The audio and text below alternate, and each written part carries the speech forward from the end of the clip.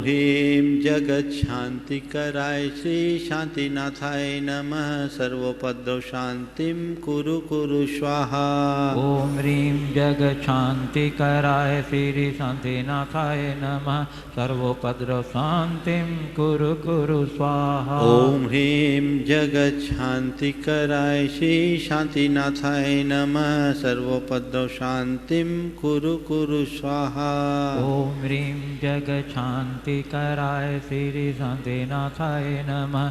सर्वोपद्रव शांतिं कुरु कुरु स्वाहा। ओम ह्रीं जगत शांति कराय श्री शांतिनाथाय नमः। सर्वोपद्रव शांतिं कुरु कुरु स्वाहा।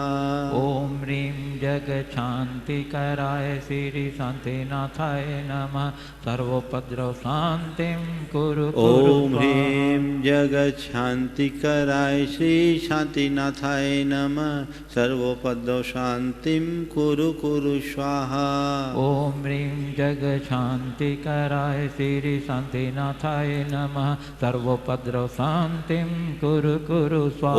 ओम ह्रीं जगत शांति कराय श्री शांतिनाथाय नमः। सर्वोपद्रव शांतिं कुरु कुरु स्वाहा। ओम ह्रीं जगत शांति कराय श्री शांतिनाथाय नमः। सर्वोपद्रव शांतिं कुरु कुरु स्वाहा। ओम ह्रीं जगत शांति कराय श्री शांतिनाथाय नमः। सर्वोपद्रव शांतिं कुरु कुरु स्वाहा। ओम ह्रीं जगत शांति कराय श्री शांतिनाथाय नमः। सर्वोपद्रव शांतिं कुरु कुरु स्वाहा। ओम ह्रीं जगत शांति कराय श्री शांतिनाथाय नमः। सर्वोपद्रव शांतिं कुरु कुरु स्वाहा। ओम ह्रीं जगत शांति कराय श्री शांतिनाथाय नमः। सर्वोपद्रव शांतिं कुरु कुरु स्वाहा। ओम ह्रीं जगत शांति कराय श्री शांतिनाथाय नमः। सर्वोपद्रव शांतिं कुरु कुरु स्वाहा। ओम ह्रीं जगत शांति कराय श्री शांतिनाथाय नमः। सर्वोपद्रव शांतिं कुरु कुरु जय बोलो श्री स्वाहा। शांतिनाथ भगवान की जय। चलिए जी।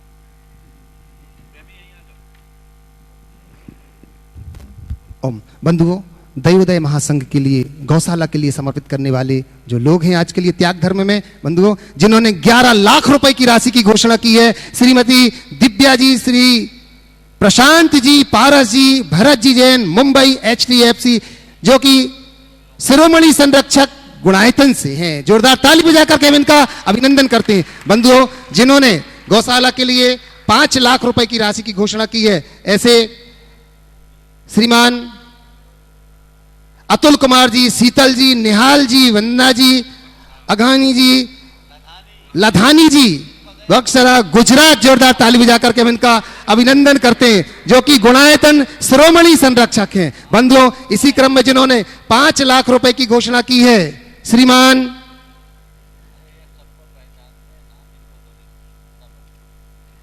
चिंतामणि जी, सभाई लाल जी, पंकज कुमार जी, पुष्कर राज जी, प्रभात जी, पुष्पराज जी, प्रभात जी, अतुल शाह कन्नौज मुंबई से। जोरदार ताली बजा करके इनका भी अभिनंदन करते हैं। बंधुओं 5 लाख रुपए की घोषणा जिन्होंने 1 लाख रुपए की घोषणा की है, सबाई सिंघई, उत्तम चंद जी, श्रीमती प्रभा जी, विमल जी, आलोक जी, मधु जी, आकाश जी, विमला जी, आलोक जी, मधु जी, आकाश जी, दीपाली, अनुराग, जूही, अनुज, विभा जी, अक्षय जी, आर्यन, आदि, योग, प्रांजय, आश्व, आरहन, सुधीश जी, आभा जी, कोयला वाले, कटनी परिवार। जोरदार ताली बजाकर इनका अभिनंदन। बंधुओं पुनः 1 लाख रुपए की जिन्होंने घोषणा की है, चेतन दास जी, मुन्नी देवी जी, पुत्र मुकेश कुमार जी, कीर्ति, कुणाल जी, मृणाल जी, मेट्रो परिवार दिल्ली से, बहुत बहुत अभिनंदन। 1 लाख रुपए की घोषणा अशोक जी, सुभाष जी, पांड्या, गिरिडीह, महामंत्री गुणायतन। जोरदार ताली बजा करके इनका भी अभिनंदन करते हैं। बंधुओं प्रतिवर्ष जो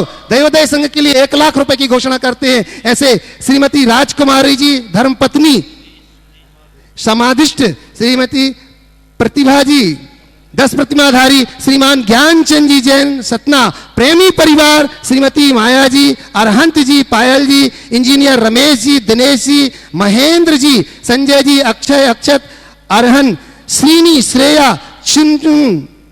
चुनचुन, अनुज्ञा, श्रीमती कल्पना जी, संध्या जी, अल्पना जी, संध्या जी, दीप्ति परिवार।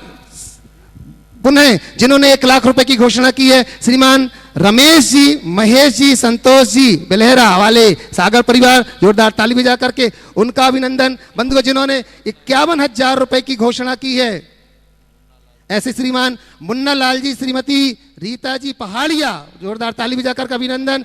कोलकाता जिन्होंने 31,000 रुपए की घोषणा की है डॉक्टर संजीव जी, महिमा जी, रंजना जी, जिन्होंने 21,000 रुपए की घोषणा की है श्रीमान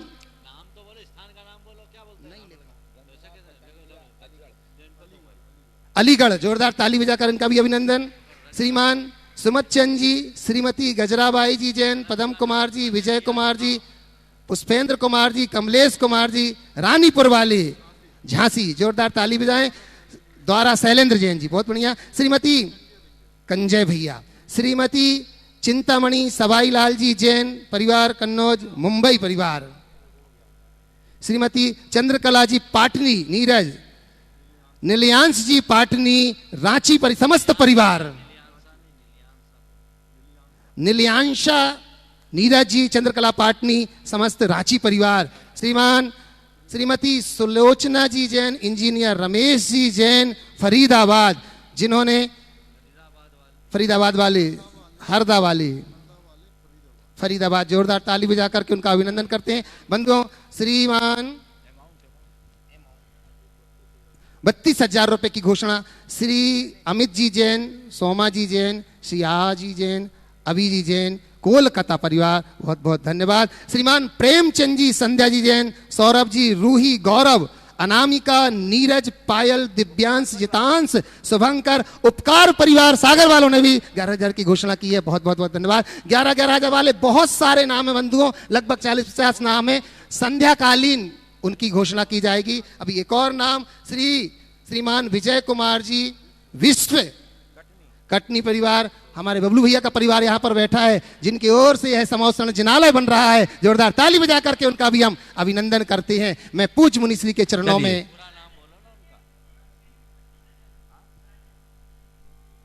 श्री राजेश पूनम जैन पुणे, लक्ष्य जैन गुणायतन ट्रस्टी, इन्होंने 31,000 रुपए की राशि महासंघ के लिए घोषित है, जोरदार मैं उनका अभिनंदन करता हूं। और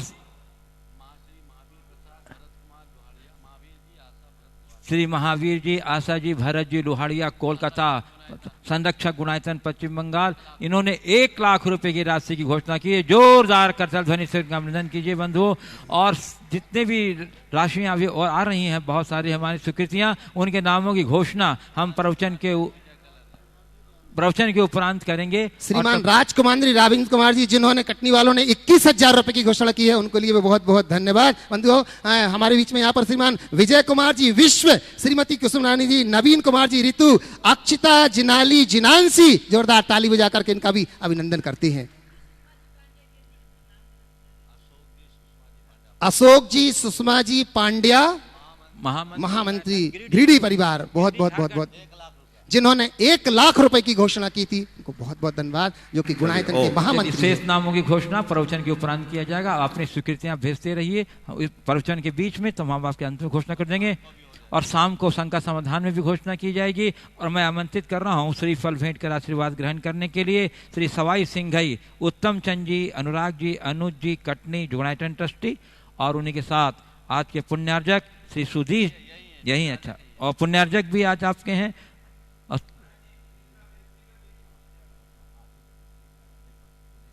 चलिए, श्री सुधीर जी जैन कटनी आ जाइए स्वीता के साथ, गुरुवर के चरणों में श्री फल भेंट करके आशीर्वाद ग्रहण कीजिए। और श्री सवाई सिंघई, उत्तम चंद जी, अनुराग जी, अनुज जी, कटनी गुणायतन ट्रस्टी, सब परिवार यहाँ पधार रहे हैं, गुरुवर के चरणों में श्री फल भेंट कर। बंधुओं, हम लोगों को जो संगीत के साथ ये पूजा करा रहे हैं, उन्होंने अपनी ओर से तो 51,000 रुपये की राशि घोषणा की ही थी। उनकी धर्मपत्नी श्रीमती रीता जी ने भी अपनी तरफ से 51,000 रुपये की राशि की घोषणा की। दोनों को मैं आमंत्रित कर रहा हूँ कि आवें और गुरुवर के चरणों में श्रीफल भेंट करके आशीर्वाद ग्रहण करें। श्री मुन्ना जी, श्रीमती रीता जी, पहाड़िया, कोलकाता, पश्चिम बंगाल। बंधुओं, ये अपने स्वर के धनी तो हैं, उदारता से भी धनी हैं और बड़ी उदारता के साथ ये जब जहाँ कभी जाते हैं प्रश्न पर्व में तो उस शिविर के अंदर में अपना योगदान देते हैं। एक बार जोरदार कर सब धनी से हमारे मुन्ना जी, रीता जी के लिए अभिनंदन कर दीजिए बंधु। चलिए अब मैं आपको लिए चलूं प्रवचन की ओर। इसके पूर्व हम लोग सभी पूज्य गुरुदेव के चरण कमलों में त्रिवार नमोस्तु निवेदित करते हुए उनके मंगल में आशीर्वाद से अपने को अभिषेक करेंगे। बोलिएगा मेरे साथ, नमोस्तु गुरुदेव, नमोस्तु गुरुदेव, नमोस्तु गुरुदेव। बोलिए यूनिवर्सिटी प्रमाण सागर जी महाराज की। हे गुरुदेव, अपने मंगल में देशना से संबोधित कर हम लोगों की तात करें। नमोस्तु गुरुदेव। सभी लोग अपने दोनों हाथ जोड़ लें और मेरे साथ महामंत्र के स्मरण के लिए अपना मानस तैयार करें।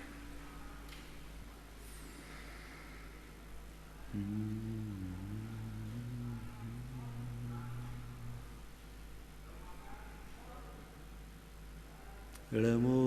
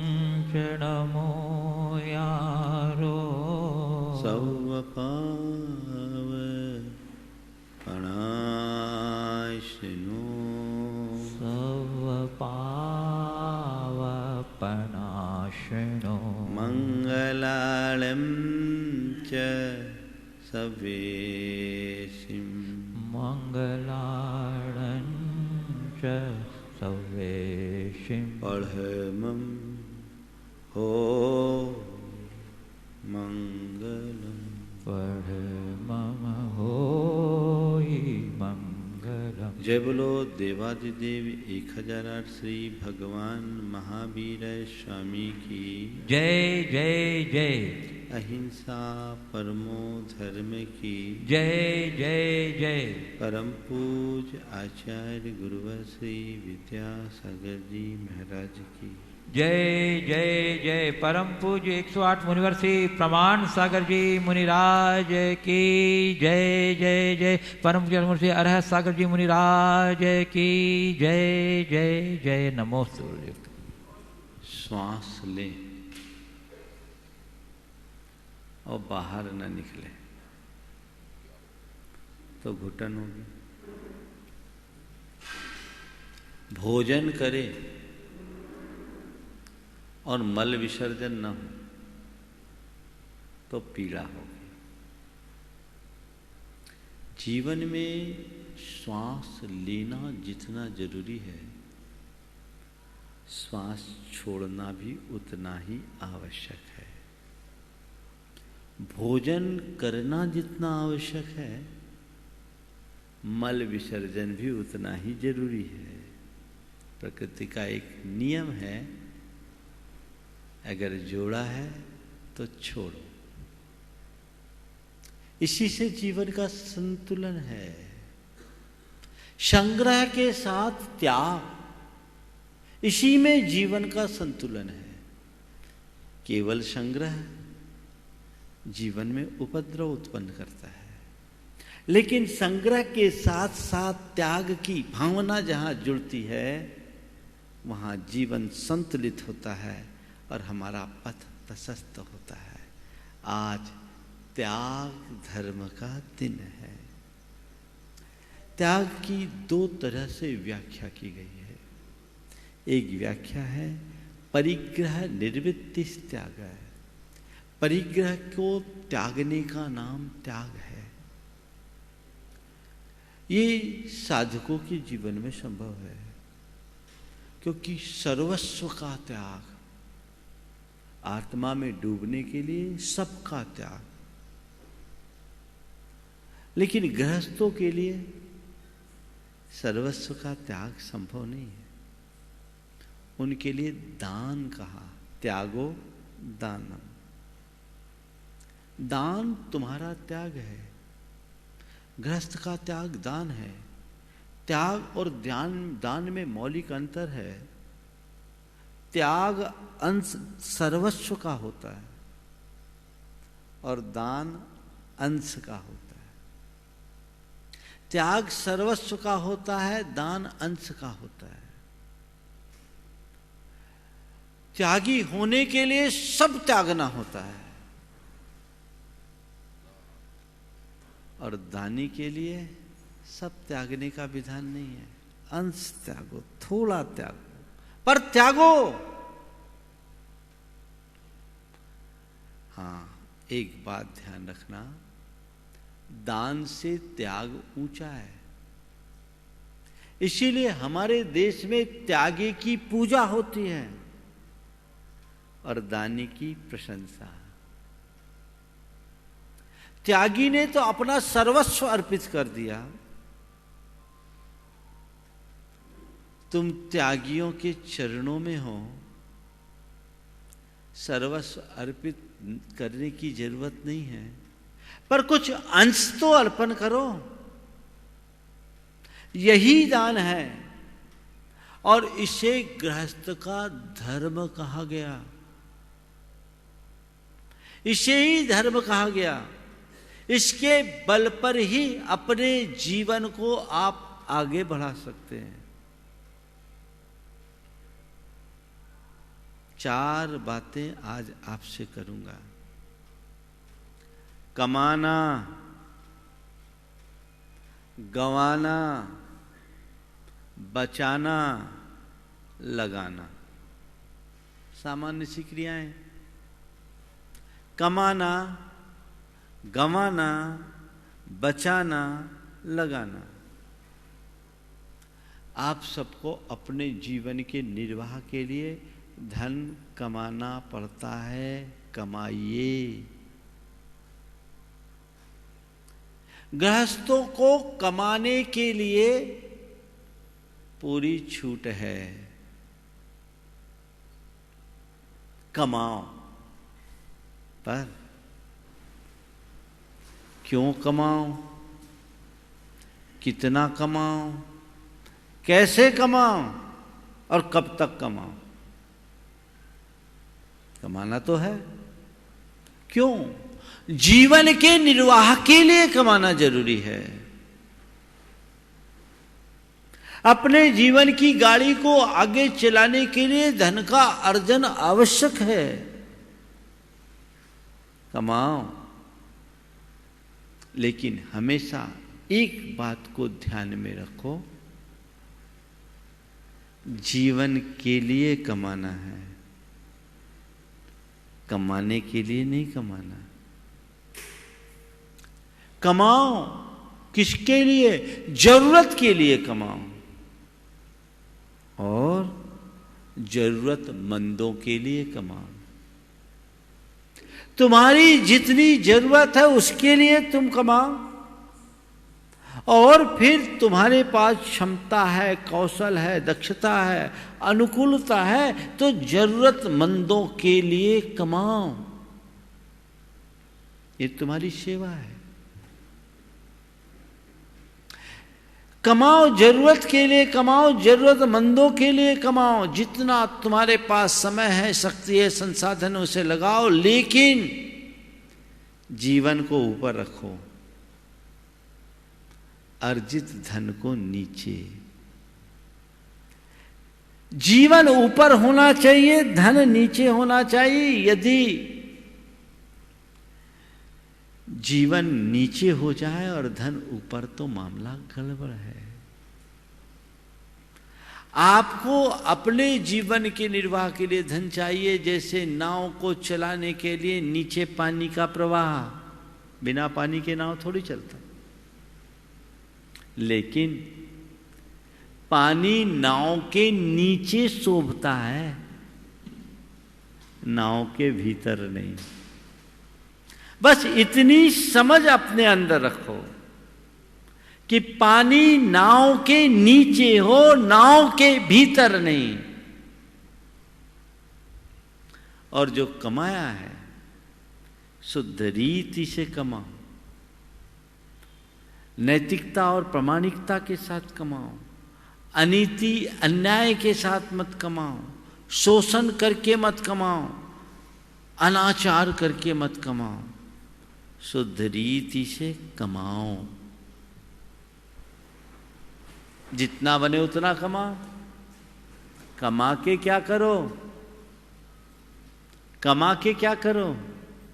गंवा दो। आखिरकार लोग करते क्या है? जिंदगी भर कमाते हैं, अंत में सब गंवा देते हैं। जो कमाया वो गंवाया ना गंवाए, जिंदगी गंवा देते हैं। बचता क्या है? कमाने के बाद गंवाना है। दो तरीके से लोग गंवाते हैं। कुछ लोग हैं जो अंधाधुंध कमाई करते हैं, तो अंधाधुंध उड़ाते हैं, सुरा सुंदरी के चक्कर में उड़ाते हैं, पाप पाखंड में अपना द्रव्य लगाते हैं। वो सब गंवा रहे हैं। दुनिया में ऐसे लोग बहुत मिलेंगे।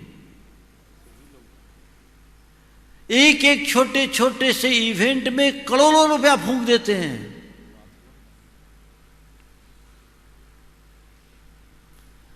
ये गंवाना ही है ना। कमाया, गंवाया, पर थोड़ा तो सोचो भाई, तुमने जो कमाया है वो पैसा कैसे कमाया?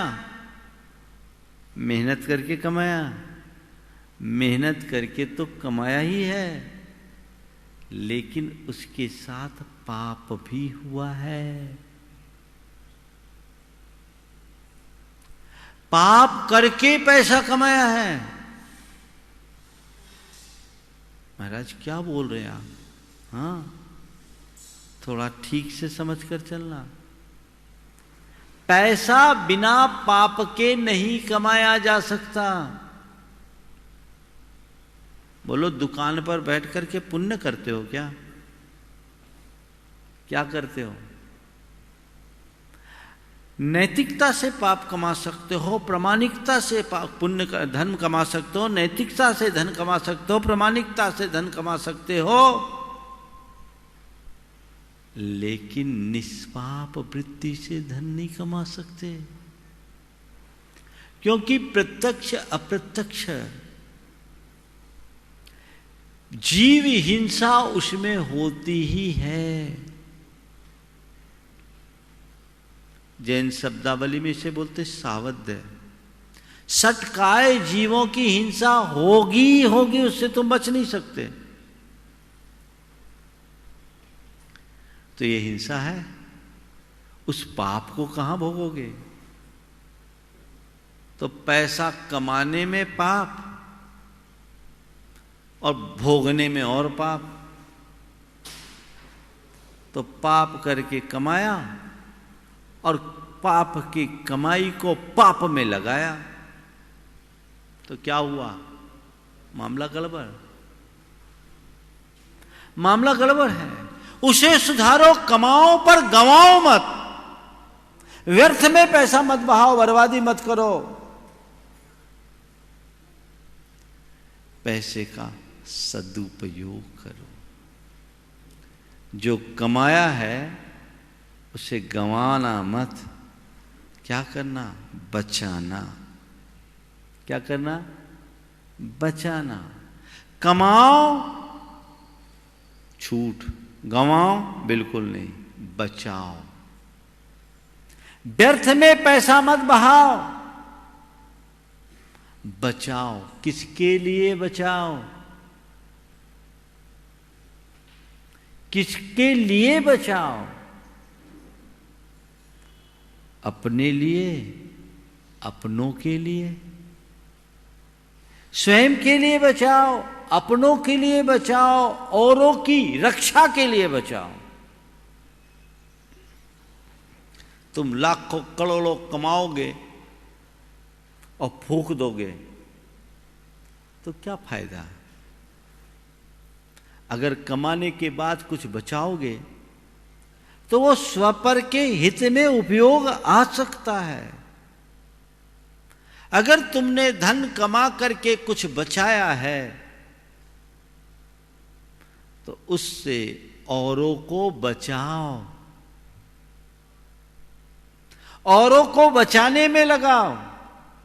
हमारा ये धर्म है, बचाना धर्म है, दया धर्म है। व्यर्थ में पैसा बहाओ मत, बचाओ। एक जगह गौशाला खुलना था। कुछ लोग एक सेठ जी के पास चंदा लेने के लिए गए। सेठ जी ने उन्हें दूध पीने के लिए ऑफर किया, दूध पीजिए।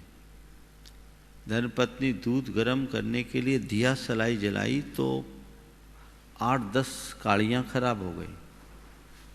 उस व्यक्ति ने सबके सामने अपनी धर्मपत्नी से कह दिया, इतना फिजूल खर्च क्यों करते? साथ के लोगों ने सोचा हम लोग रॉन्ग नंबर डायल कर दिए। जो 10 दिया सलाई के लिए 4 आदमी के सामने अपनी धर्म पत्नी को टोक सकता है, वो क्या देगा? लेकिन आए बैठे,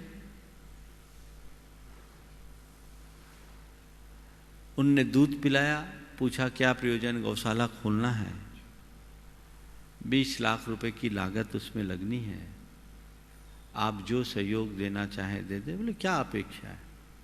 बोले आप 21,000 तो दे दें। बोले 21,000 नहीं, मेरे 1 लाख लिखो, 1 लाख लिखो। सामने वालों को बड़ा आश्चर्य हुआ। 4 दिया सलाई के लिए अपनी पत्नी को टोकने वाला 21,000 मांगने पर 1 लाख दे रहा है, मामला क्या है? कहा बाबूजी कुछ समझ में नहीं आया,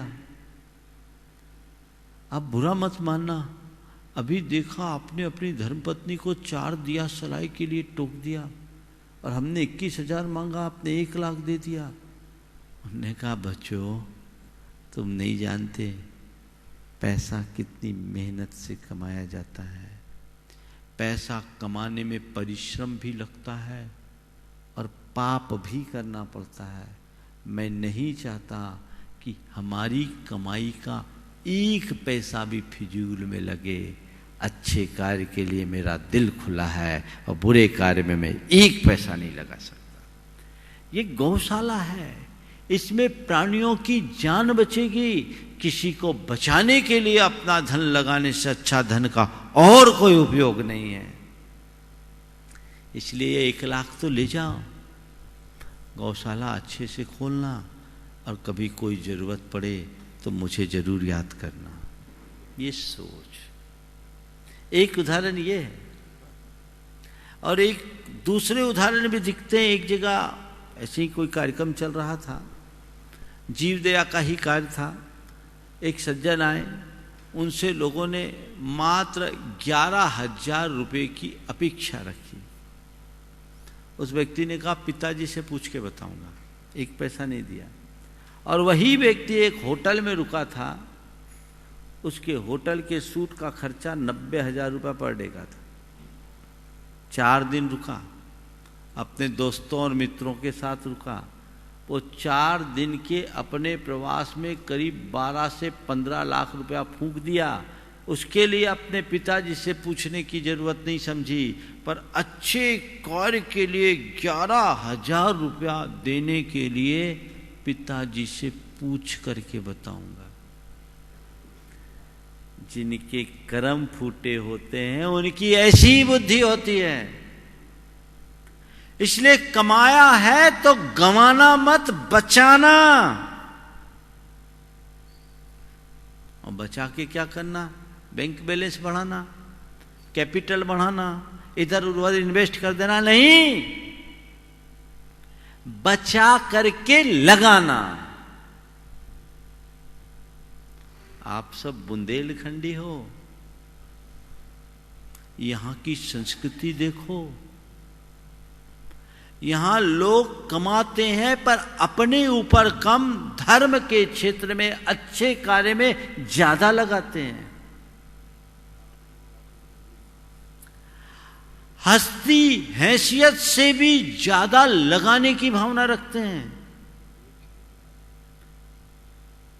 ये वो धरती है जहां के मंदिरों का निर्माण सेठ साहूकारों ने नहीं किया, चक्की पीस पीस कर अपना उदर पूर्ति करने वाली पीसनहारियों ने किया है।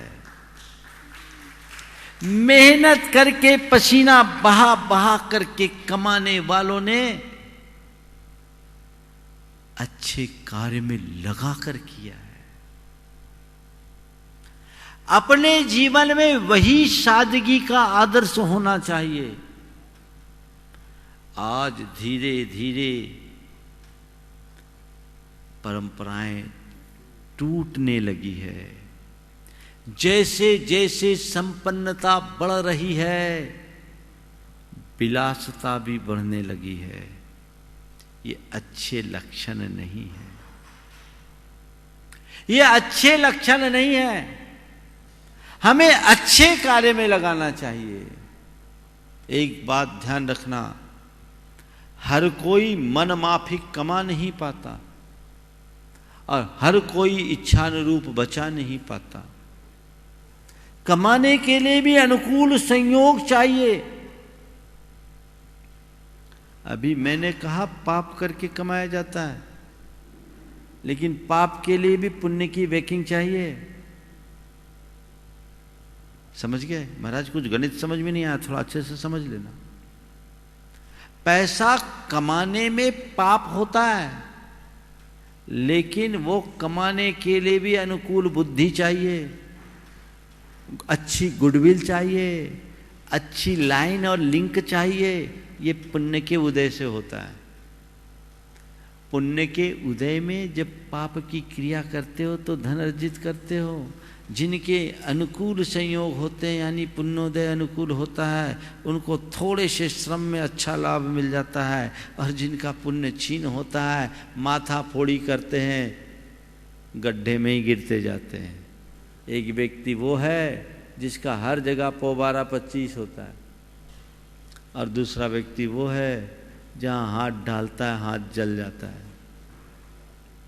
ये अपने अपने संयोगों पर निर्भर करता है। पुण्य पाप के संयोग काम में आते, पुण्य की बैकिंग होती है, तो उस पुण्य की बैकिंग तगड़ी है। इसलिए आज तुम्हारी लाइन क्लियर है, कमा रहे हो। पुण्य के उदय में पाप करके धन कमा रहे हो, इसको भोगने में पाप मत करना। भोगने में पाप करोगे जीवन विकृत हो जाएगा, बर्बाद हो जाएगा। इससे बचाओ। सेविंग भी हर कोई नहीं कर पाते। बहुतों के साथ ऐसा होता है, मेहनत कर करके कमाते हैं और कोई ऐसी विपत्ति आ जाती है कि एक साथ सारा साल भर का कमाया निकल जाता है। कभी कभी तो कई लोगों को उल्टा कर्जा चढ़ जाता है ना। कमाने में तो महीनों लगते हैं और गंवाने में एक पल ऐसा आया, जितना बचा था सब साफ। तो कमाना भी दुर्लभ, बचाना भी दुर्लभ। जिन्होंने अपने जीवन में धन कमा करके बचाया है, समझना उनका प्रबल पुण्योदय चल रहा है। बचाया, पर बचा के मत रखो। क्या करो? लगाओ। क्या करना है? लगाना है। क्यों लगाना है? अपने बोझ को उतारने के लिए लगाना है, अपने पापों के प्रक्षालन के लिए लगाना है, अपनी आसक्ति को कम करने के लिए लगाना है, अपने अहंकार को घटाने के लिए लगाना है। कहां लगाओ?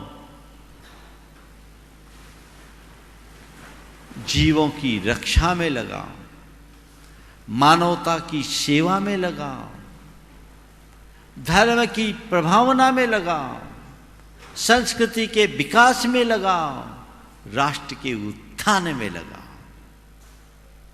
यहां जो लग गया वही तुम्हारा है, बाकी तो सब छूट जाना है। किसका किसके साथ जाना है? जाने वाला है क्या? हाँ, जाने वाला है, कोई किसी के साथ जाने वाला नहीं। एक पिता मरणासन्न था, करोड़पति व्यक्ति था। उसने अपने अंतिम क्षणों में अपने बेटे से कहा, बेटा मेरी एक अंतिम इच्छा पूरी कर देना। बोला क्या? बोले कुछ नहीं, जब मैं मरूं ना तो मेरे पाँव के मोजे, मुझे मेरे पाँव में मोजे पहना देना। मैं चाहता हूं कि मेरा अंतिम संस्कार मोजों के साथ हो। मेरी ये इतनी सी अंतिम इच्छा है, इसे पूरा कर देना। बेटे ने कहा, पिताजी ये बहुत छोटी सी इच्छा है, मैं पूरी करूंगा। कुछ दिन बाद पिता चल बसा। बेटे ने नए मोजे मंगवा करके अपने पिता के दोनों पैरों में पहना दिया। जब चिता पर पिता की लाश को लिटाया गया तो कफन भी उतार लिया गया, मोजा उतारने के लिए कहा गया। उसने कहा नहीं, मोजा नहीं उतार सकते, ये मेरे पिता की अंतिम इच्छा है। साथ के सारे लोगों ने कहा ये नहीं हो सकता, मरणोपरांत तो चिता पर एक धागा भी नहीं होता, ये मोजा कैसे हो सकता है? सब लोग कहने लगे हम मोजा भी तुम्हारे पिताजी के साथ नहीं रहने देंगे, मोजा तो उतारना ही पड़ेगा। अब बेटा कह रहा है कि ये मेरे पिता की अंतिम इच्छा है, इसे मैं पूरी करूंगा। सारे पंच कह रहे नहीं, मोजा के साथ तो पिता का अंतिम संस्कार होगा ही नहीं। इसी बीच एक सज्जन आ गया है। उन्होंने एक पत्र बेटे के आगे रखा, उसे पढ़ाया। उसमें लिखा था, बेटे जीवन की असलियत को पहचान ले। मैंने जीवन भर जो धन कमाया बचाया, आज उसमें से एक धागा भी अपने साथ लेके नहीं जा पा रहा हूं। तू चाह रहा है कि मोजे के साथ मेरा अंतिम संस्कार करूं, पर मुझे पता है कि लोग अंतिम संस्कार नहीं करने देंगे। इसलिए मेरा तुझसे केवल ये एक ही तेरे लिए मेरी ओर से नसीहत है कि बेटे जीवन में जो भी कमाया है उसका अभिमान मत करना, जितना बने अच्छे काम में लगाते रहना, वही तेरे साथ जाने वाला है, बाकी सब यहीं छूट जाने वाला है। कितनी बड़ी नसीहत दी, और ये उस पिता का कितना ऊंचा सोच होगा। अपने बेटे के लिए वसीयत सब करते हैं, नसीहत कोई और कुछ कम ही लोग करते हैं।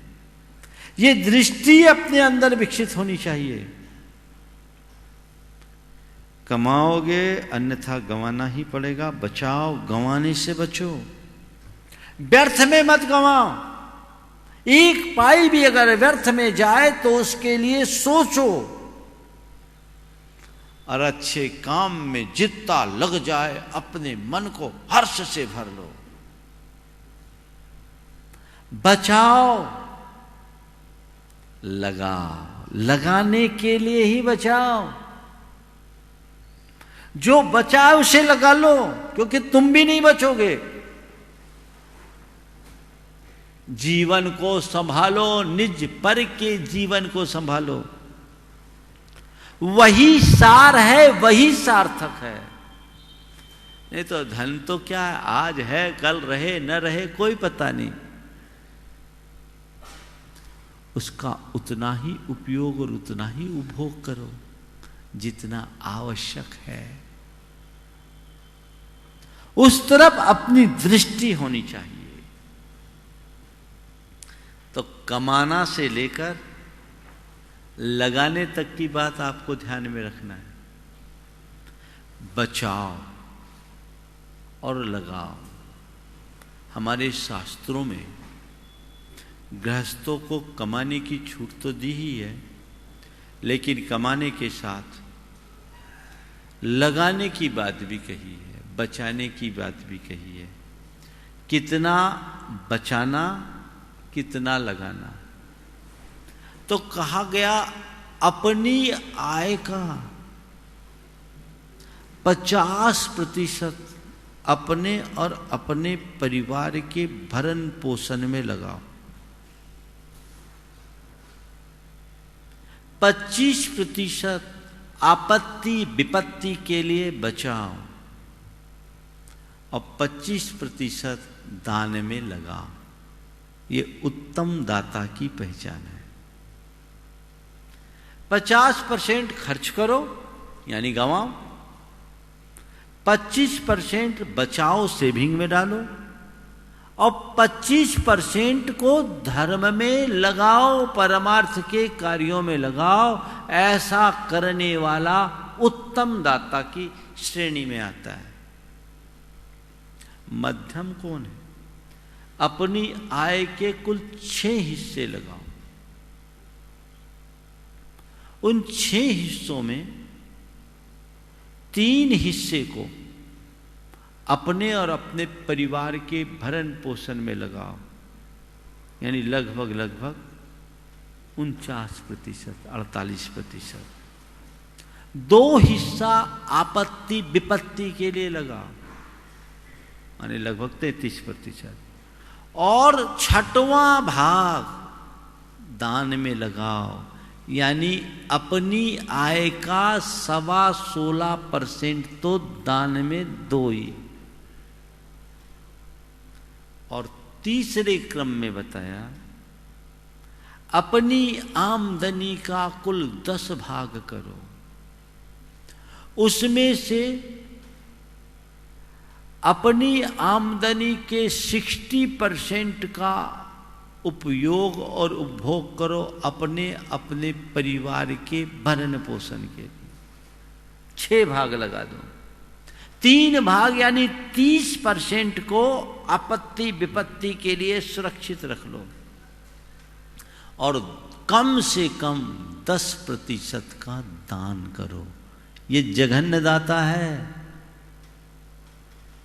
मतलब समझो, तुमने 1 रुपया कमाया है तो तुम्हारा हक केवल 90 पैसे पे है। 10 पैसा तो तुम्हें परमार्थ में लगाना ही चाहिए, और 60 पैसे से ज्यादा खर्च नहीं करना चाहिए। 30% बचा के रखो। कब क्या कैसी परिस्थिति बन जाए तुम किसके मोहताज होगे। आज कमा रहे हैं लोग बहुत, पर बहुतों की सेविंग नहीं है, और बहुतों के पास इतनी सेविंग है कि उसी को व्यवस्थित करने का टेंशन है। क्यों? देखो, अगर कमाई कम है तो खर्चा कम करो। आज बड़ी बड़ी मल्टीनेशनल कंपनीज में काम करने वाले पति पत्नी दोनों कमाते हैं, पर महीने के 25 तारीख को कड़की हो जाती है। जो कमा रहे हैं उनके ईएमसी में और इसमें उसमें खर्चा, मॉल जाना, शॉपिंग के लिए जाना, इधर जाना उधर जाना, सब खर्च। अगर कोई आपत्ति विपत्ति आ जाए तो टेंशन। तुम्हारी अर्थव्यवस्था ठीक नहीं है, अर्थ का प्रबंधन ठीक होना चाहिए। कमाओ, 60% से ज्यादा खर्च नहीं होना चाहिए, 30% सेविंग में जाना चाहिए, 10% दान में जाना ही चाहिए। और जो बड़े लोग हैं वो जो कमा रहे हैं उसमें से खर्चा कितना हो रहा है देखो, दान कितना दे रहे वो देखो, और बच कितना रहा ये देखो।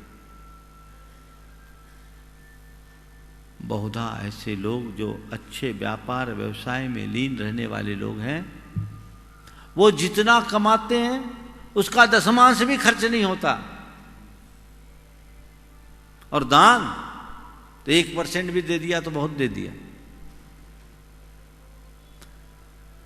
ठीक है, करोड़ों की कमाई करने वाला 1-2 लाख रुपए एक बार में देता है तो दिखता तो है,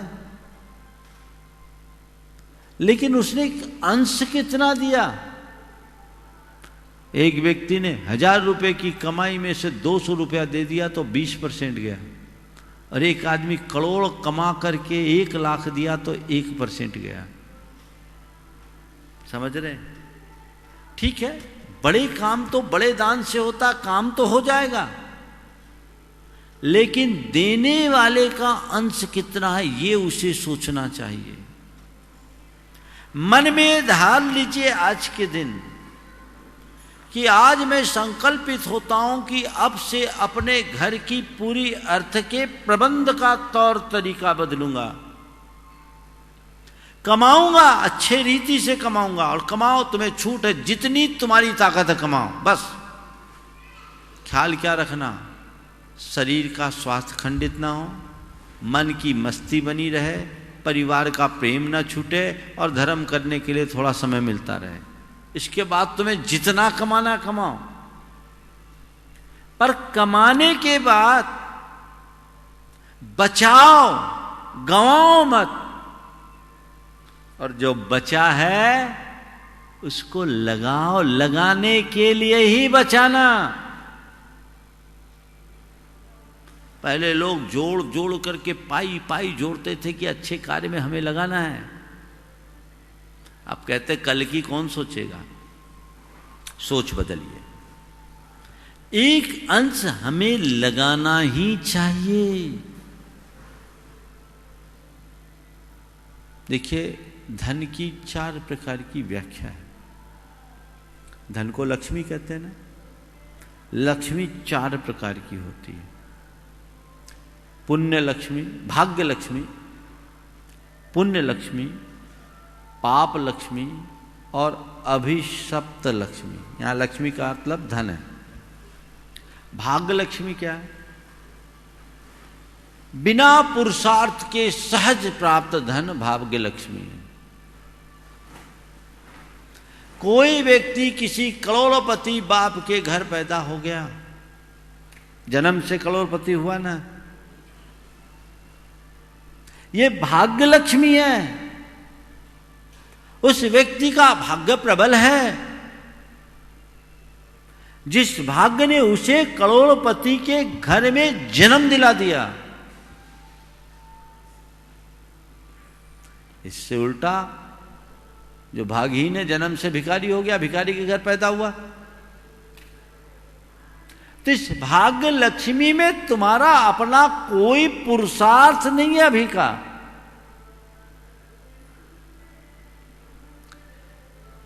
ये तुम्हारे भाग्य की प्रबलता से तुम्हें मिला।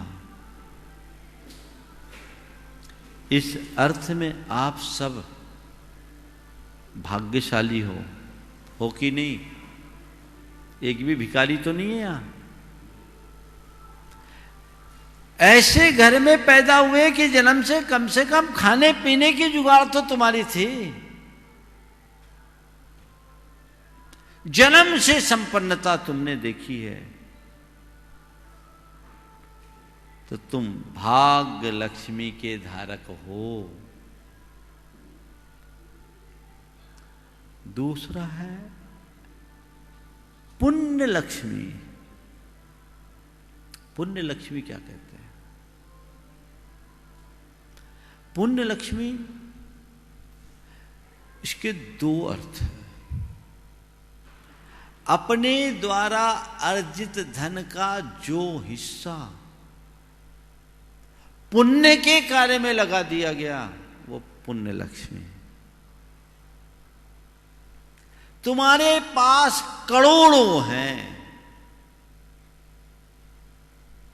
उससे कोई प्रयोजन नहीं। उस करोड़ों में से जितना तुमने पुण्य के कार्य में लगाया, वो पुण्य लक्ष्मी। समझ गए? पुण्य के कार्य में लगाया वो पुण्य लक्ष्मी।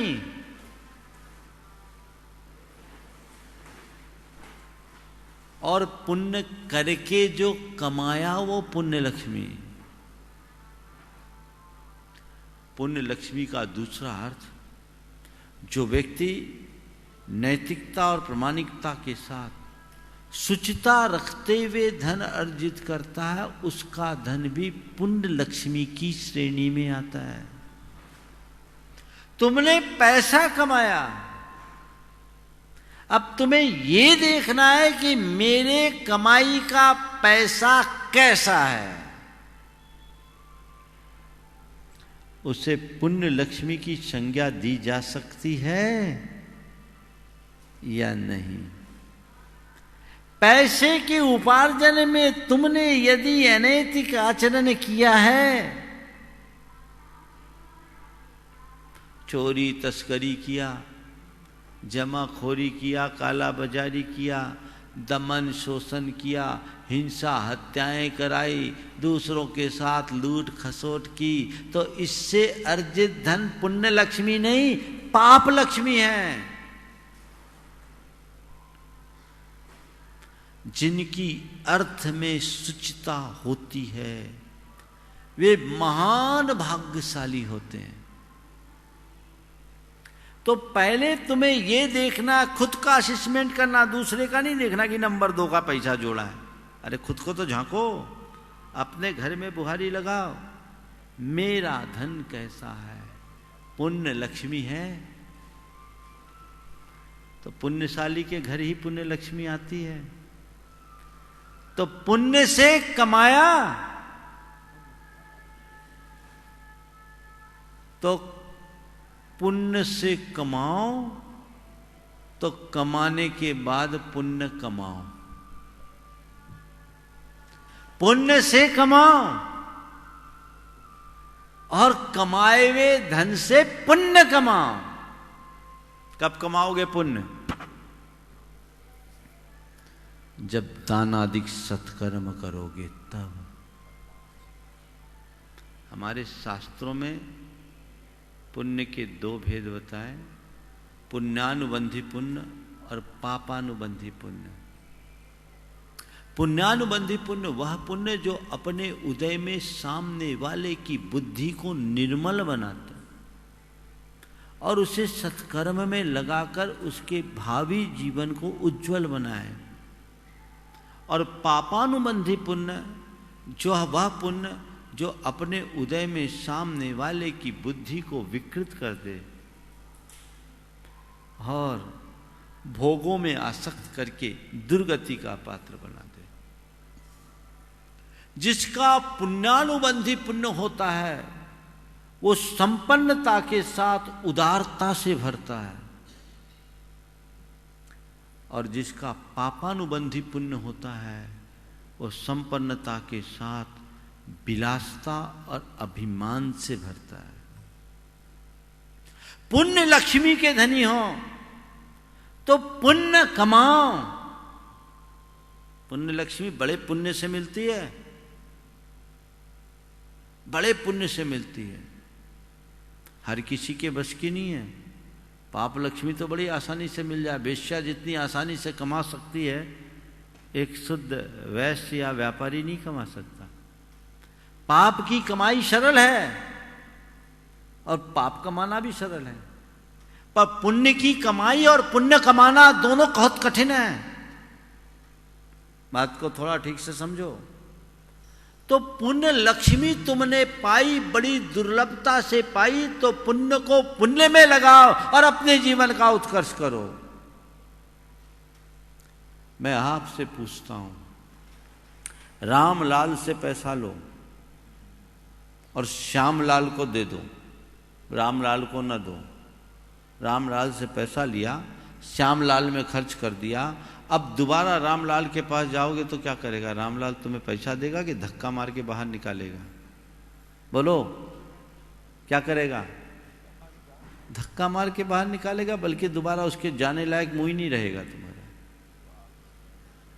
बस मैं आपसे केवल इतना ही कहता हूं, पुण्य से कमाए धन को यदि पाप में लगा रहे हो तो रामलाल का पैसा श्यामलाल को दे रहे हो।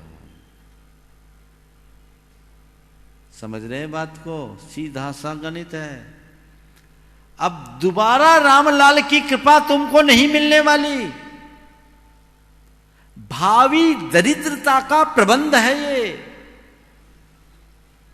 जो आज अपने धन वैभव को आंख मूंद करके पाप में गंवाते हैं, सब अपने भावी जीवन को भिखारी बनाने की तैयारी कर रहे हैं।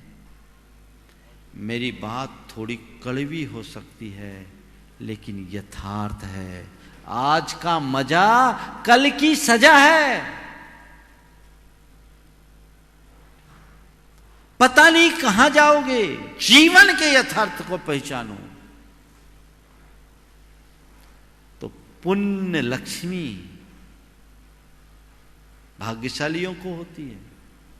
प्राय लोग कहते हैं अरे जितने पैसा वाले होते हैं वे सब पापी होते। गलत बात। पुण्यवानों के पास ज्यादा पैसा होता है। चक्रवर्ती सबसे पुण्यशाली जीव होता है, 6 खंड का अधिपति होता है।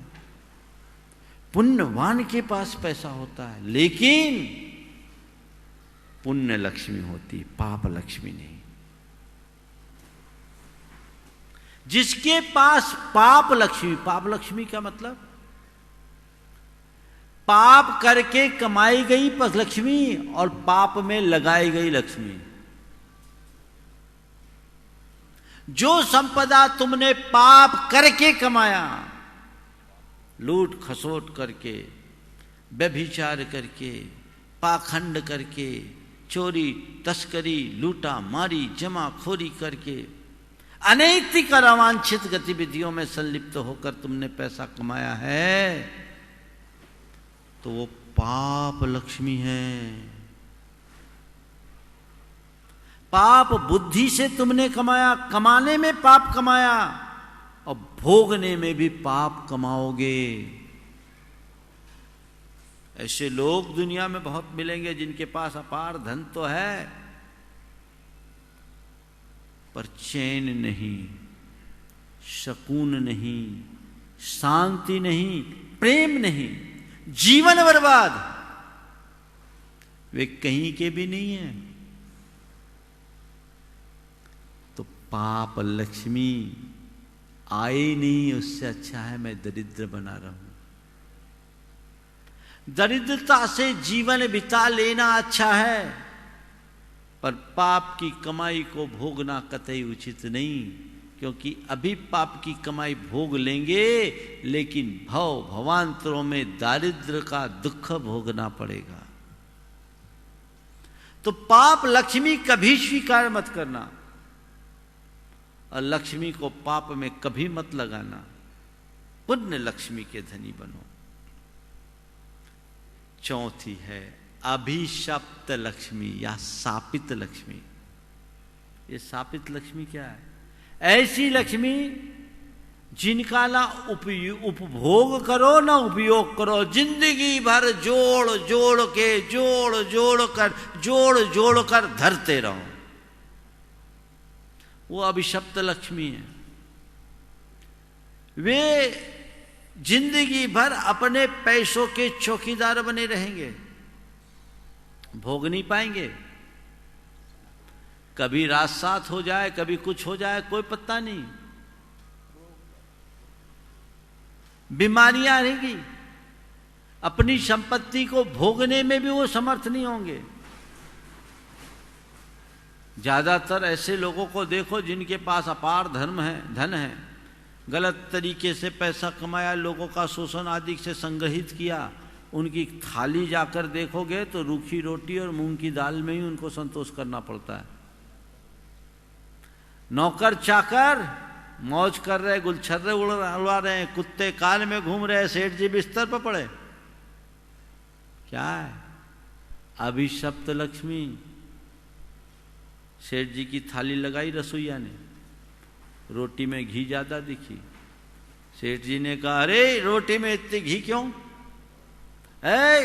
रोटी में इतनी घी क्यों? रसोईया आया, बाबूजी माफ करना, गलती से मेरी थाली आप तक आ गई।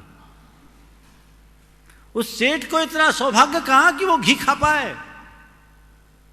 वो अभिशप्त लक्ष्मी है, ना भोग पाएगा ना कुछ कर पाएगा, यहीं छोड़ के जाएगा। आज दुनिया में जितने भी ऐसे लोग हैं ना जो काला धन कहते हैं, अब उनको तो भारत में जगह नहीं तो स्विस बैंक में जमा करते हैं। वो क्या है?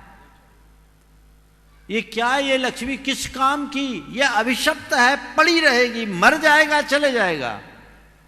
और कई तो चले गए, उनकी पीढ़ियों को पता भी नहीं है, वहां पड़ा है।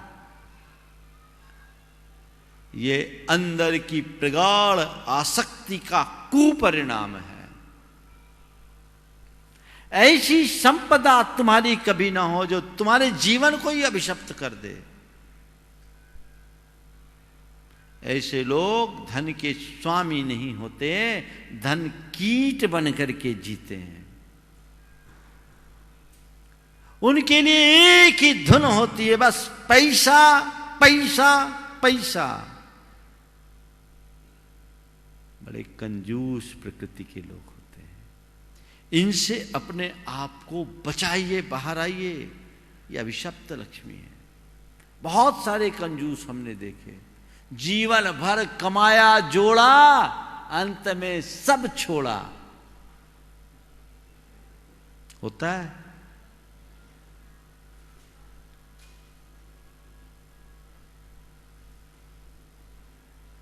कंजूस बाप को मरता देख बेटे ने बनवा लिया 2 गुना बड़ा कफन।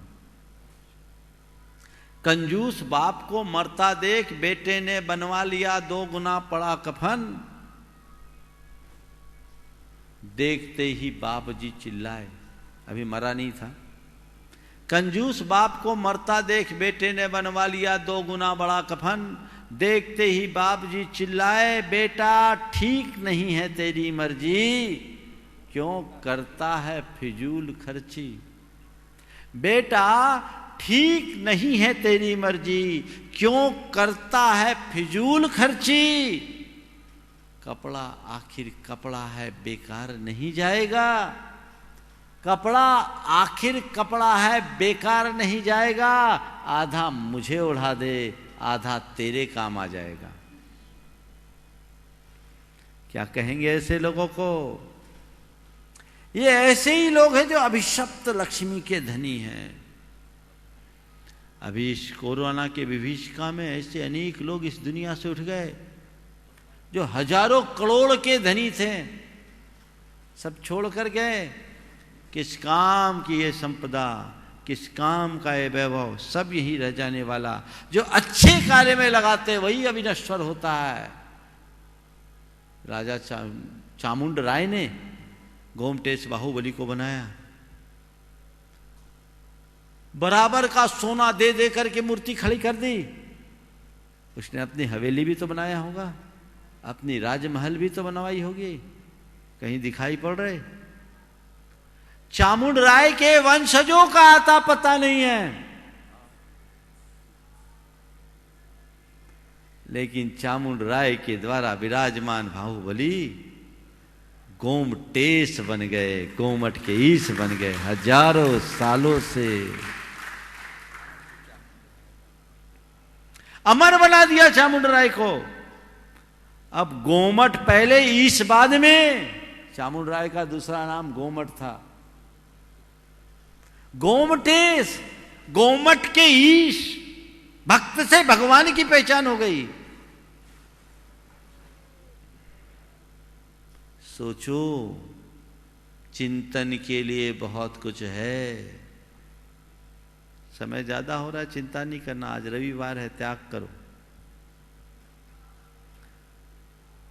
जब मैं मढ़िया जी के दर्शन कर रहा था, पहाड़ी पे था, तो दर्शन करते करते एक खंडहर दिखाई पड़ा मुझे। मैंने पूछा ये क्या है? तो मेरे साथ के लोगों ने कहा महाराज, कभी ये रानी दुर्गावती का मदन महल हुआ करता था। उस पहाड़ी का नाम ही मदन महल की पहाड़ी है। एक व्यक्ति ने कहा महाराज जी, दुर्गावती और पीछनहारी दोनों समकालीन थी। दुर्गावती और पीछनहारी दोनों समकालीन थे। मैंने कहा देखो कितना अंतर है। वैभव का महल खंडहर बन गया और भक्ति की मड़िया ने सुरम्य तीर्थ का रूप धर दिया।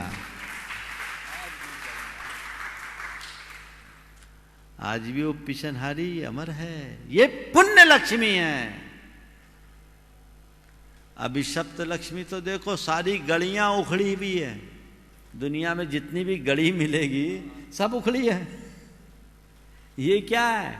ये अभिशप्त लक्ष्मी का द्योतक है। जीवन भर जोड़ने के बाद भी उसको लोग भोग पाए, कोई जरूरी नहीं। तो आज के इस उत्तम त्याग के दिन अपने हृदय में कुछ ऐसे शुभ संकल्प जचो, जितनी संपन्नता उतनी उदारता बढ़े। भगवान से एक ही प्रार्थना करो, साईं इतना दीजिए जामे कुटुंब समाए, मैं भी भूखा ना रहूं, साधु न भूखा जाए। प्रभु मुझे इतनी सामर्थ्य चाहिए, ज्यादा नहीं। जब तक इस संसार में हूं अपने हाथ से अपना भरण पोषण करूं और जो मेरे दरवाजे पर आ जाए कोई खाली न लौट पाए। जब भी अच्छे कार्य का मौका हो मैं दोनों हाथ से उलीझ सकूं। ऐसी सोच अगर बनेगी तो जीवन की दिशा ही बदल जाएगी। तो दान को अपना धर्म मानना, दान देकर कभी अहंकार नहीं करना, दान करके मान मत करना, पर दानी का सदैव सम्मान करना। मैंने दान दिया ये मान मत करो, पर कोई दान दे तो उसके सम्मान में कमी मत करो। अगर एक व्यक्ति दान दे रहा है, तुम ताली बजा रहे हो तो उसके दान की अनुमोदना कर रहे हो। दान पुण्य का कर्म है और तुम पुण्य की अनुमोदना करके भी पुण्य पा रहे हो। इसलिए दानी के सम्मान में कभी कमी मत करना और दान करके मान मत करना। समाज में दो तरह के लोग होते हैं। कुछ लोग ऐसे होते हैं जो दान दे नहीं पाते पर दानियों से जलते हैं। उनके मुख से शिकायत के स्वर फूटते हैं कि हर जगह पैसे ही वाले आगे आ जाते हैं। अरे बाबा, वो पैसा वाला होकर आगे आया कि पैसा लगाकर आगे आया? एक बार मुझसे प्रश्न पूछा गया, आज 5-7 मिनट ज्यादा चलेगा। चलेगा? दौड़ेगा? ठीक है। तो वो बोला, प्रश्न किया, महाराज धर्म के क्षेत्र में भी केवल पैसे वाले को स्थान दिया जाता है, बाकी लोगों को तो पीछे रखा जाता है। हमने कहा भैया ये बताओ, वो आगे आने का नाम धर्म मानता है या अपने हृदय को विशुद्ध बनाने के लिए धर्म मानता है? जो पीछे बैठा है क्या वो भगवान का नाम नहीं ले पा रहा है? धर्म तो पीछे बैठ करके भी किया जा सकता है। कोई ना कोई तो पीछे बैठेगा, सब आगे आएंगे तो कैसे होगा? अरे तुम्हारे हृदय में सच्चा भाव हो तो तुम सबसे पीछे रह करके भी सबसे आगे का लाभ ले सकते हो। और जब कोई धार्मिक आयोजन होते, व्यय साध्य होते हैं, तो जो धन देगा उसी से तो आयोजन होगा। धार्मिक आयोजन के लिए धन जरूरी है, धर्म के लिए धन जरूरी नहीं। नमोकार जपने के लिए कौन सा धर्म जरूरी है? धन जरूरी है। एक तरफ बैठ जाओ जपो।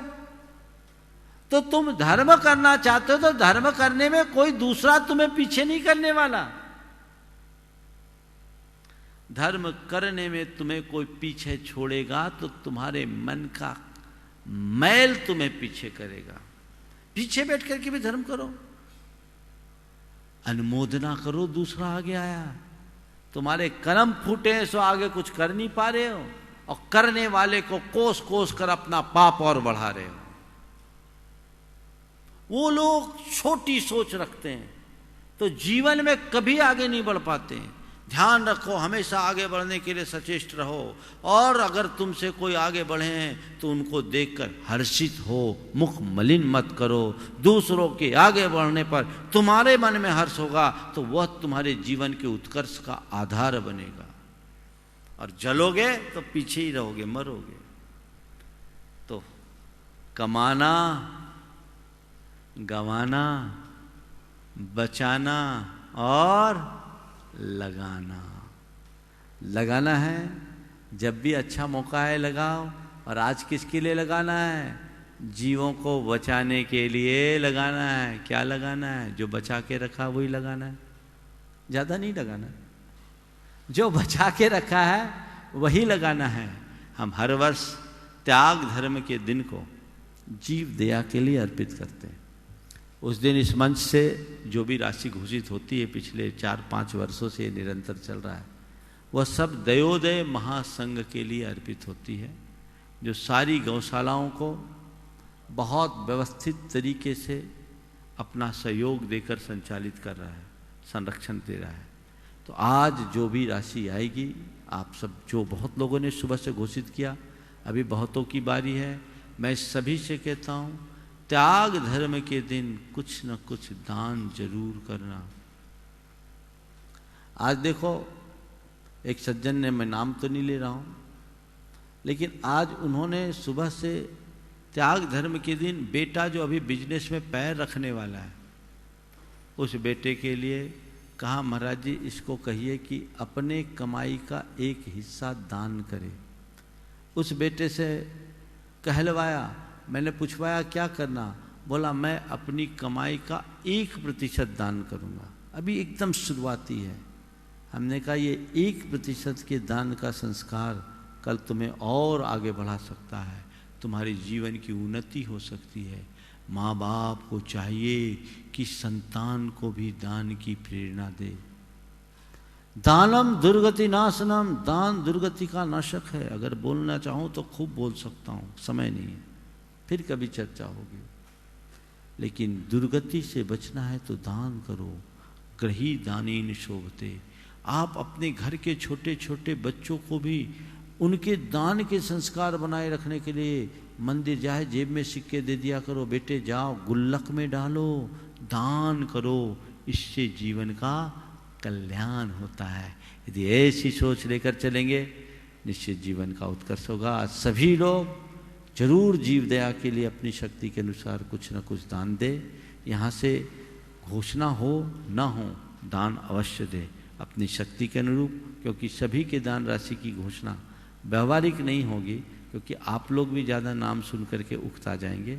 इसलिए दान देने की भावना, हाँ, एक निश्चित राशि से ऊपर जितनी नाम आ रहे हैं उससे ऊपर की राशि घोषित हो। हाँ, लिखवा दो। तो जो भी है आज यहाँ से घोषित होगी, और अभी अगली सूचना तक निरंतर इस मंच से जीव दया के लिए आप जो भी बोलेंगे घोषित होता रहेगा। आप अभी भेजें। आपके पास जो नंबर की पट्टी चल रही है, फ़ोन उठ सके फ़ोन करें, नहीं है तो आप अपना मैसेज छोड़ दें व्हाट्सएप और अन्य माध्यमों से। वो सब शाम तक एकत्रित हो जाएगा, और आज के शाम के संघ का समाधान में ये सारी राशियां घोषित होगी, और जो आज वंचित रह जाएंगे कल और अगले दिन भी होते रहेगी। और आपको ये सारी राशि कहाँ भेजना है? देवोदय महासंघ में भेजना है। और भेजने के बाद उसकी रिसिप्ट सूचना भी दे दें ताकि वो सस्पेंस अकाउंट में न पड़ा रहे। हर जगह की संस्थाओं के लोगों के साथ ये रहता है, बहुत राशि सस्पेंस में पड़ जाती है, तो वो उनके लिए थोड़ी सी दिक्कत वाली होती है। आप तक उसकी सही समय पर रसीद पहुँचे ये सुनिश्चित करने के लिए आपको ये करना है, और इसी तरह सब लगे रहें। उत्तम त्याग धर्म के दिन आज एक बात और जो बहुत महत्वपूर्ण, मैं तो बोलने में लग गया। एक सबसे बड़ी बात, बड़ी प्रसन्नता की बात यह है कि इंदौर में रेवती रंज में संघ विराजमान है, और वहाँ कल से कुछ खबरें समाज में फैली जिससे लोगों को बड़ी चिंता हो रही है। निश्चित कुछ लोग संक्रमित पाए गए हैं, लेकिन जितने लोग संक्रमित थे सबकी जांच करा के वहाँ से उन्हें अलग कर दिया गया। अब आज की तारीख में कोई भी संक्रमित व्यक्ति वहाँ नहीं है, और सबसे बड़ी तसल्ली की बात, पूरा मुनि संघ पूर्णतः सुरक्षित है। संघ के किसी साधु को किसी भी प्रकार का कोई संक्रमण नहीं है। आज प्रातःकाल ही मेरे पास तक ये सूचना आई, इसलिए इस बात को लेकर किसी तरह की चिंता और अफवाह लोग न फैलाएं। हाँ, गुरुदेव जो काफ़ी दिनों से अस्वस्थ चल रहे हैं, इन दिनों उनका स्वास्थ्य फिर से नाजुक हुआ है, थोड़ी सर्वाइकल की प्रॉब्लम है और अन्य प्रॉब्लम, उनको आहार लेने में कठिनाई हो रही है। हम अभी पार्श्वनाथ भगवान की आज 27 बार जाप करेंगे, आप सब दोहराएंगे, पूजा चलती रहेगी। और जिनकी पूजा यदि जिनवानी चैनल से छूट जाए वो प्रमाणिक ऐप ज्वाइन कर लेना। ऐसे चैनल वाले भी बढ़ा सके तो ठीक है, लेकिन मोबाइल में आप प्रमाणिक ऐप यूट्यूब चैनल से अपनी पूजा कर लेना। पूजा आपकी छूटेगी नहीं, क्योंकि इनके सारे चैनल्स के पहले से समय सुनिश्चित है। फिर भी आप देखें जैसा संभव हो उस तरीके से कार्य करेंगे। पूजा तो आपकी पुस्तकों में है, आप पूरी कर लेना, लेकिन ये जाप करना है। और आज से जब तक गुरुदेव का स्वास्थ्य पूर्णतः ठीक न हो, सभी लोग जिस जाप को मैं अभी आप सबके बीच करा रहा हूँ, पार्श्वनाथ भगवान की एक एक माला गुरुदेव के स्वास्थ्य लाभ की कामना से जरूर फेरेंगे। दिन भर में जब सुविधा हो, अभी 27 बार मैं बोलूँगा, 27 बार आप सभी दोहराएंगे। ओम ह्रीम अर्हंसि पार्श्वनाथ जिनेन्द्राय नमो नमः। ओम ह्रीम अर्हंसि पार्श्वनाथ जिनेन्द्राय नमो नमः। ओम ह्रीम अर्हंसि पार्श्वनाथ जिनेन्द्राय नमो नमः। ओम ह्रीम अर्हंसि पार्श्वनाथ जिनेन्द्राय नमो नमः। ओम ह्रीम अर्हंसि पार्श्वनाथ जिनेन्द्राय नमो नमः। ओम ह्रीम अर्हंसि पार्श्वनाथ जिनेन्द्राय नमो नमः। ओम ह्रीम अर्हंसि पार्श्वनाथ जिनेन्द्राय नमो नमः। ओम ह्रीम अर्हंसि पार्श्वनाथ जिनेन्द्राय नमो नमः। ओम ह्रीम अर्हंसि पार्श्वनाथ जिनेन्द्राय नमो नमः। ओम ह्रीम अर्हंसि पार्श्वनाथ जिनेन्द्राय नमो नमः। ओम ह्रीम अर्हंसि पार्श्वनाथ जिनेन्द्राय नमो नमः। ओम ह्रीम अर्हंसि पार्श्वनाथ जिनेन्द्राय नमो नमः। ओम ह्रीम अर्हंसि पार्श्वनाथ जिनेन्द्राय नमो नमः। ओम ह्रीम अर्हंसि पार्श्वनाथ जिनेन्द्राय नमो नमः। ओम ह्रीम अर्हंसि पार्श्वनाथ जिनेन्द्राय नमो नमः। ओम ह्रीम अर्हंसि पार्श्वनाथ जिनेन्द्राय नमो नमः। ओम ह्रीम अर्हंसि पार्श्वनाथ जिनेन्द्राय नमो नमः। ओम ह्रीम अर्हंसि पार्श्वनाथ जिनेन्द्राय नमो नमः। ओम ह्रीम अर्हंसि पार्श्वनाथ जिनेन्द्राय नमो नमः। ओम ह्रीम अर्हंसि पार्श्वनाथ जिनेन्द्राय नमो नमः। ओम ह्रीम अर्हंसि पार्श्वनाथ जिनेन्द्राय नमो नमः। ओम ह्रीम अर्हंसि पार्श्वनाथ जिनेन्द्राय नमो नमः। ओम ह्रीम अर्हंसि पार्श्वनाथ जिनेन्द्राय नमो नमः। ओम ह्रीम अर्हंसि पार्श्वनाथ जिनेन्द्राय नमो नमः। ओम ह्रीम अर्हंसि पार्श्वनाथ जिनेन्द्राय नमो नमः। ओम ह्रीम अर्हंसि पार्श्वनाथ जिनेन्द्राय नमो नमः। ओम ह्रीम अर्हंसि पार्श्वनाथ जिनेन्द्राय नमो नमः। ओम ह्रीम अर्हंसि पार्श्वनाथ जिनेन्द्राय नमो नमः। ओम ह्रीं अर्हंसि पार्श्वनाथ जिनेन्द्राय नमो नमः। ओम ह्रीं अर्हंसि पार्श्वनाथ जिनेन्द्राय नमो नमः। ओम ह्रीं अर्हंसि पार्श्वनाथ जिनेन्द्राय नमो नमः। ओम ह्रीं अर्हंसि पार्श्वनाथ जिनेन्द्राय नमो नमः। ओम ह्रीं अर्हंसि पार्श्वनाथ जिनेन्द्राय नमो नमः। ओम ह्रीं अर्हंसि पार्श्वनाथ जिनेन्द्राय नमो नमः। ओम ह्रीं अर्हंसि पार्श्वनाथ जिनेन्द्राय नमो नमः। ओम ह्रीं अर्हंसि पार्श्वनाथ जिनेन्द्राय नमो नमः। ओम ह्रीं अर्हंसि पार्श्वनाथ जिनेन्द्राय नमो नमः। ओम ह्रीं अर्हंसि पार्श्वनाथ जिनेन्द्राय नमो नमः। ओम ह्रीं अर्हंसि पार्श्वनाथ जिनेन्द्राय नमो नमः। ओम ह्रीं अर्हंसि पार्श्वनाथ जिनेन्द्राय नमो नमः। ओम ह्रीं अर्हंसि पार्श्वनाथ जिनेन्द्राय नमो नमः। ओम ह्रीं अर्हंसि पार्श्वनाथ जिनेन्द्राय नमो नमः। ओम ह्रीं अर्हंसि पार्श्वनाथ जिनेन्द्राय नमो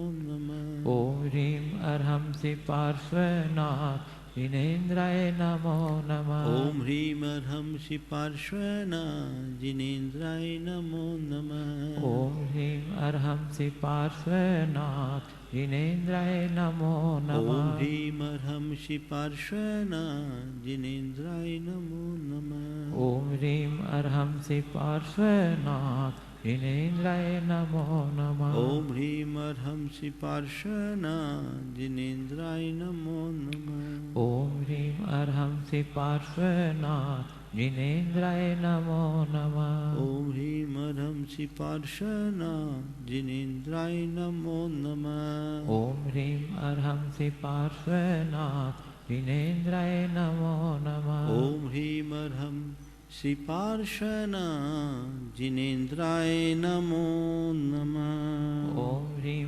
अर्हंसि पार्श्वनाथ जिनेन्द्राय नमो नमः। जय बोलो चिंतामणि श्री पार्श्वनाथ भगवान की जय। परम पूज्य आचार्य गुरुवर श्री विद्यासागर जी महाराज की जय। परम पूज्य श्री परमाणु सागर जी महाराज की जय। बंधुओं पूज्य गुरुदेव की प्रेरणा